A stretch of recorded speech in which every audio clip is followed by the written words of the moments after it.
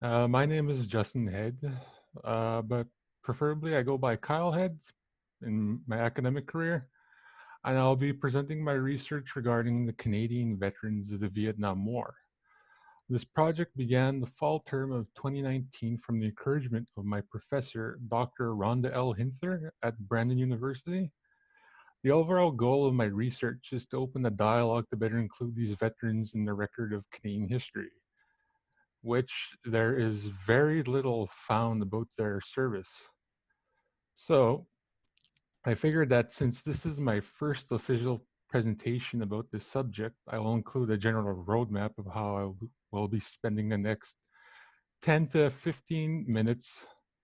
The first portion will offer a brief overview of the Vietnam War for those who are unfamiliar with the subject. Second, I will describe where my research has led me and what I have discovered. Lastly, I would like to discuss the future of this work and what needs to be done. So, Vietnam has seen constant warfare for nearly a century. However, when the French colonizers were defeated during the Second Indochina War on July 20th, 1954, Vietnam was split into two separate regions, with Hanoi being the capital of the north and Saigon in the south.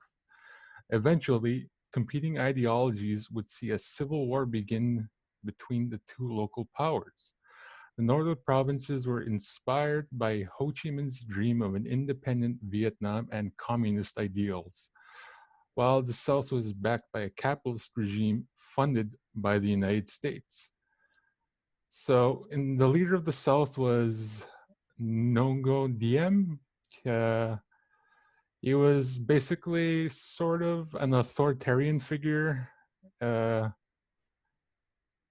his policies and the way they acted led to a lot of civil unrest within the South, which is what helped the North infiltrate and begin their guerrilla warfare in the South. So that actually in, actually helped the North actually win in the end. But before U.S. involvement, the only factions to fight for the sides were the People's Army of Vietnam and the National Liberation Front in the north, while the south had the Army Republic of Vietnam, or ARVN for short, and they no longer exist. Tensions were high, so on August 2nd, 1964, a US naval destroyer called the Maddox was reportedly attacked by two North Vietnamese PT boats in what is now known as the Gulf of Tonkin incident. This led to the United States fully committing itself to the war. On March 8th, 1964, the Vietnam War officially began for the United States when the 1st Marine touched the ground in Da Nang. A few allies such as Thailand, the Philippines, the Republic of South Korea, and ANZAC forces joined on the war effort.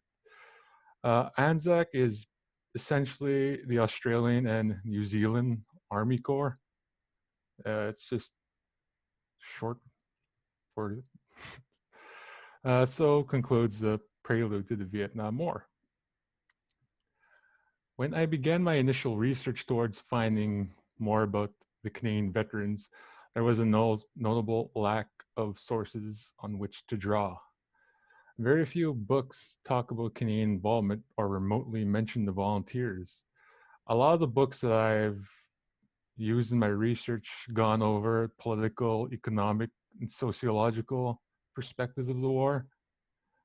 Very few talk about actual Canadian involvement, and it was really hard to actually find solid evidence for my paper, but I ended up finding quite a bit through help from oral history and from my professor. So the first few sources I examined noted how our government tried to remain impartial in the public eye, despite extending the war while preaching peace. The most significant piece of evidence of Canadian involvement comes from the Defense Product Sharing Agreement, from which our country saw an economic boon of over $1 billion by producing, testing, and selling items such as napalm, munitions, and mechanical parts. Canada also provided a training ground for the use of Agent Orange. Aside from this, the only active Canadian combat troops noted were peacekeepers, and that was after the Paris Peace Accords were signed, which is when we sent over the peacekeepers. The few resources I was able to gather relating to the veterans outside of academic writings were autobiographies, articles from the CBC, documentaries, and documentation from people who have conducted interviews with surviving veterans. There was a noticeable trend with these sources. The same veterans were repeatedly interviewed. This suggested some possibility why these veterans have been omitted from Canadian history. A lack of vocal critical mass. Perhaps most were not willing or open to sharing their service, but why? As I did further research, I was able to track down one of the very few remaining Canadian Vietnam War veteran chapters in Canada, which is located in Winnipeg, Manitoba. From here, I was able to gain contact info from two veterans, but I can only get one to do an interview. In the middle of last October, I had the opportunity to interview Rob Purvis of the 75th Army Rangers and ask him various questions regarding his service in Vietnam, being a veteran, and how life has been since then. Mr. Purvis also provided many answers to the questions I had regarding the veterans, such as what led them to volunteer and enlist with the U.S. Army. In Mr. Purvis's case, he went to Vietnam because his friend Larry Collins was killed in action. And he told me that if Larry hadn't died, he likely wouldn't never have enlisted. So the biggest takeaway from my interview was there were undeniable reasons why these veterans are seldomly mentioned in our military history. Mr. Purvis told me that the Canadian Legion has demonstrated a disdain towards the Vietnam veterans and actively fought against having their service recognized in Canada. It was in 1994 that the Legion officially welcomed them, I guess, welcome in quotations, to being considered veterans. He told me that the Vietnam veterans are often referred to as worse than mercenaries and baby killers. Some of the newspaper articles Mr. Purvis provided me backed up his claim. And this is an example of one of the papers Mr. Purvis provided me. In 1987, during Remembrance Day, the Canadian Vietnam veterans wanted to take part in the ceremonies to honor those that lost their lives in the battle, but were met with hostility from the members of the Canadian Legion, telling the Vietnam veterans to use the cenotaph located in the United States. Legionnaire Harold Bastable proclaimed, "We do not have plaques that honor mercenaries." So the Canadian veterans decided to hold a private ceremony early in the morning, but arrived to find the cenotaph defaced with red paint. There is no evidence to determine who dumped the paint on the plaque, but the act itself was a hostile message to the veterans. The story can be found in the Winnipeg Free Press. The hostility of the Canadian Legion does not end there. Fellow Vietnam veteran Ron Parks, who also resides in Winnipeg, Manitoba, was approved by the Legion to receive a veteran's license plate. However, a few months after his approval, authorization for the plate was revoked by the same branch, citing many different reasons. Among these, the letters argued, "History is full of examples where Canadians served in foreign wars, and if they were to honor every Canadian that fought in a foreign war, it would dilute the meaning of being a veteran." One more example of Canadian Legion hostility was shared with me by Mr. Purvis in our interview. He told me that he was approached by a legionnaire who invited him and other veterans to attend a formal gathering. So we all got dressed up along with our wives and went to the location. It was a suit and tie formal event, Purvis explained. As soon as we arrived, a different member of the Canadian Legion came out of the building and locked the door. He told us to get off the property, or they or they would be forced to call the police. My interview with Mr. Purvis is available at the S.J. McKee Archives at Brandon University for those who want to hear the full recording. If I was able to actually get a PowerPoint working, I would have included snippets such as this in my presentation. But again, the interview is readily available for those who are interested. So based on all my current findings, I can conclude that a probable cause for these veterans' omission stems from the adverse treatment they received when they returned to Canada. Most articles point to the fact that the general population's opinion of the US involvement in the war was not favorable. Their service was generalized by statements such as baby killers or the fictional accounts portrayed in films. And I guess also war crimes such as the My Lai massacre further gave a real negative perception towards the veterans. So they often just kept to themselves, as neither the Legion nor Canadian Veteran Services wanted to do anything with them. The Canadian Veteran Service often just said Vietnam wasn't the war, or it's not our war, which is what further sequestered the veterans from actually seeking help or solace aside from those they served with. Notable animosity of the Canadian Legion also further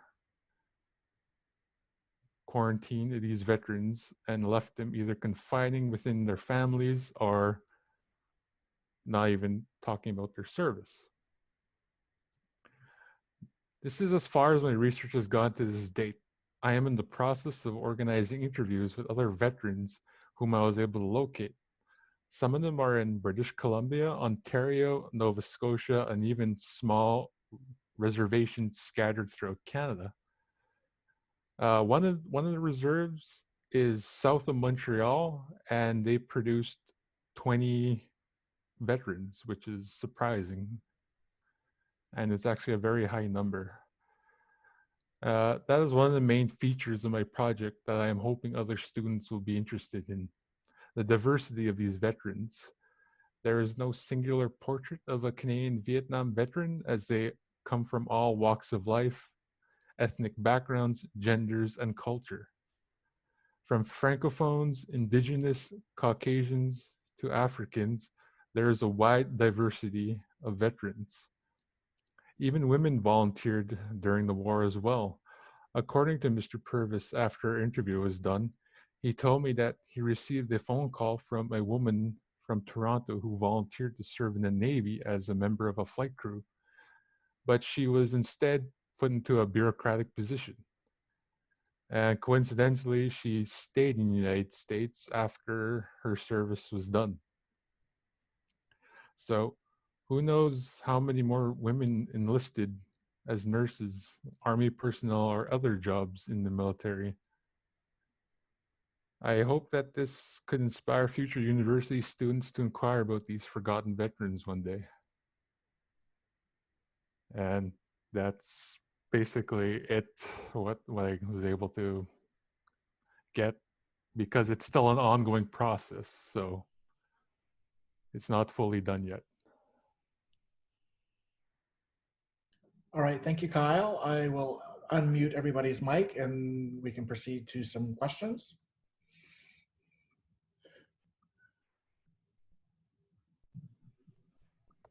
Dr. Jen, I think you're good to go. I think I am this time. Thank you, Harrison. Yay, we finally figured it out with the last one. Thank you, Kyle, for this really interesting paper. I really, I enjoyed hearing about the oral history work that you're doing, the way you're trying to connect with people. And I really liked the way that your paper was looking both at the historical moment and the choices made by individuals Canadians to fight in the Vietnam War, but then also the way that the kind of legacies and the memories and the kind of ongoing encounters over what their participation means to different groups at different moments compounds whether you're able to recuperate or find this history, and kind of then the way that it sits in a kind of a national story as well. So, first of all, I just want to say it's fascinating what you've told us, and I really enjoyed listening to it and learning more. So my questions really are, I think, directions that as you continue your research that you might want to think about, or that you might have already thought about, and that you might be able to provide information on. And so I really liked how you were looking at some of the newspaper sources, and one of the things that I was wondering about is whether you feel and I guess this goes to the very last comment where you said there was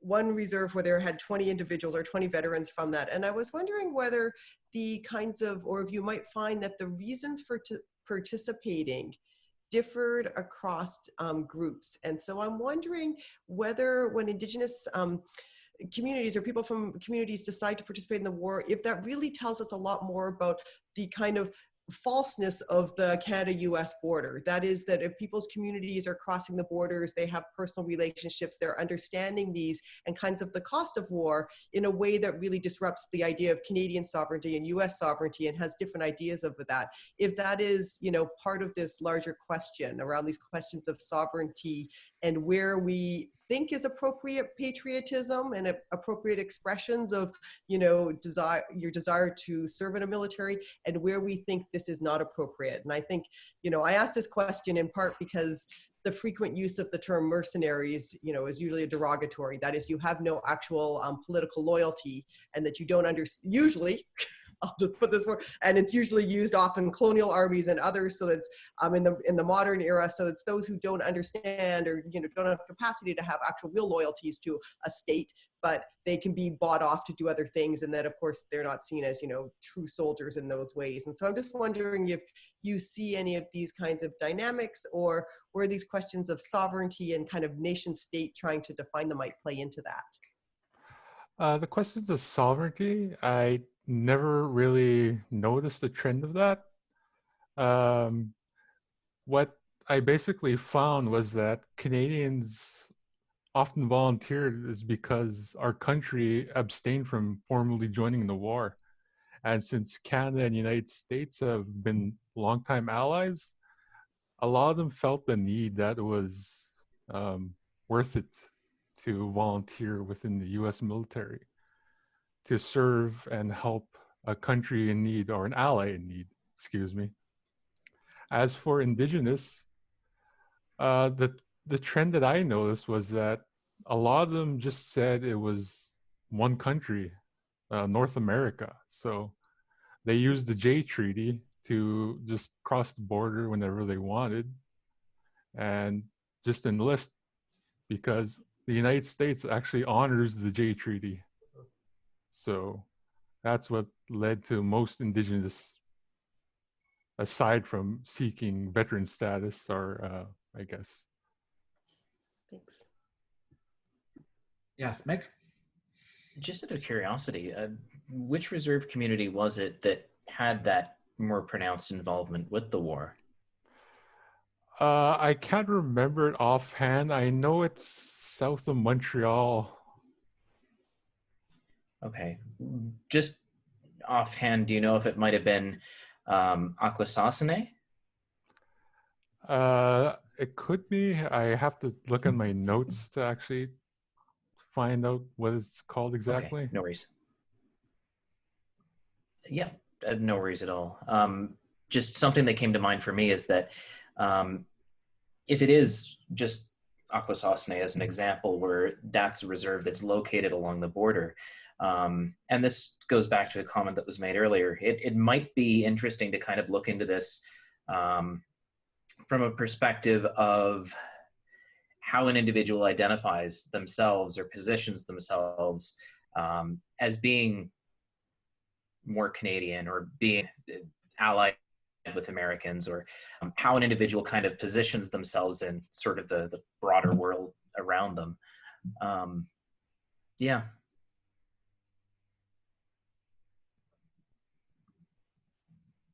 Yes, Dr. Kosar. And then Greg should go ahead because I've been asking questions all morning. Greg, you haven't had a chance. Go ahead, go before me. Thanks, Rasheen. Kyle, I thought this was a really interesting paper. I really appreciated your coming and offering it. I think one of the there's a lot of things I really like about it. One is the fact that you're taking an oral history approach. Has been sort of left out of Canadian history, and you're seeking to document it in a way that will prioritize or will center the experiences of these people. I think that's great. But I also noticed that, you know, I really like the framing of it, where you at the beginning you were talking about the way that Canada as a nation profited from the war. And I was reminded of some of the research that was done on the Agent Orange testing in New Brunswick, particularly, where, of course, there were a lot of lingering health effects from this. And the ways that this story was hard to tell for the people who were harmed by it. And sorry, I always bring things back to the archives because, of course, I teach archival studies, but you know, the archive is a very powerful weapon in terms of establishing national narratives and defending national narratives.